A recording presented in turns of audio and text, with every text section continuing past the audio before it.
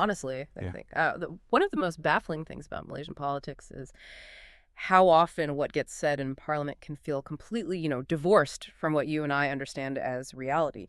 Just yesterday, the chairman of Perikatan Nasional, Country Muhyiddin Yassin, he directly challenged Prime Minister Dato Sri Anwar Ibrahim. He said, and I'm quoting here, "I never said any such thing. I firmly deny it. This is nothing but slander and a lie." Uh, I mean, imagine that.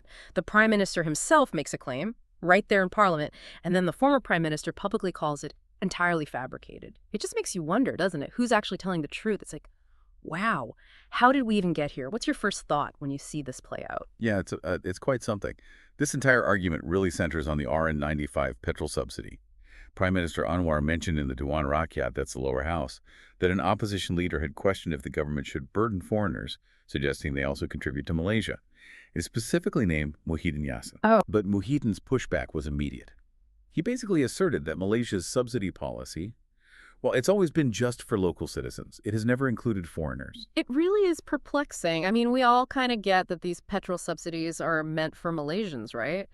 So to suddenly hear this kind of claim pop up, especially coming from the prime minister's office, it's jarring. You really have to ask, like, should what our leaders say in parliament be held to, a super high standard of fact checking? Or is there maybe a little bit of, let's say, creative freedom allowed just for the sake of a debate? What do you think? Muhyiddin's reaction was incredibly direct, wasn't it? He pretty much threw down the gauntlet, demanding Anwar show the proof. He challenged him, asking, in what book, which video, or which press conference did I ever say such a thing? There is certainly none. That's quite specific. Very specific. He even went on to suggest this shows the prime minister didn't really do his homework, didn't verify things before speaking in parliament, saying something like, "It's as if whatever is said in parliament must be true, but I must say, this is an absolute lie."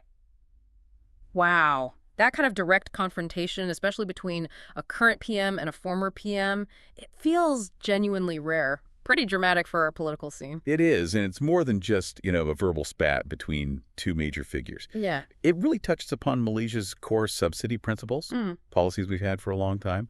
The RN95 petrol subsidy especially has historically been, well, a key part of our social support system, designed specifically to help Malaysians with the cost of living. Right. Big cost, too. Exactly. It's a Yeah. huge expense. We're talking billions of ringgit every year from public funds.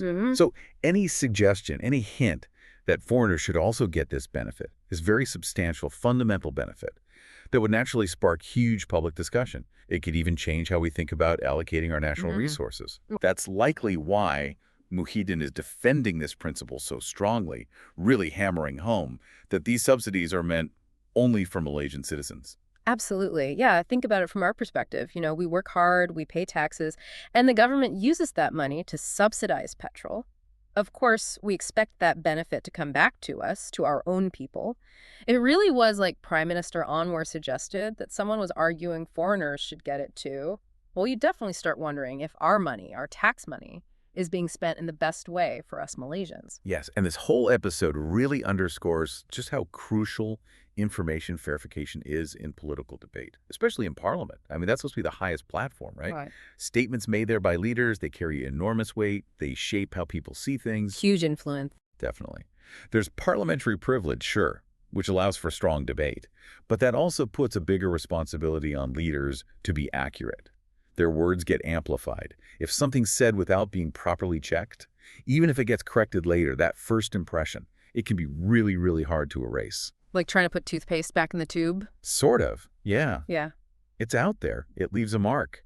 And the potential for misunderstanding is significant. For the public, for you listening, it means we probably need to be more critical consumers of information. We have to ask, okay, is this a fact? What's the background here? Why now? Why this claim at this moment?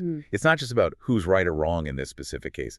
It's about, the potential erosion of trust if these high-level factual disputes become too common. So when political figures start pointing fingers and making direct accusations in parliament, what's really going on? Is it just an honest mistake, a slip of memory, or, maybe something more strategic, a deeper political game? This isn't only about two leaders clashing. It feels like a real test of how we, the public, take in and make sense of important public information.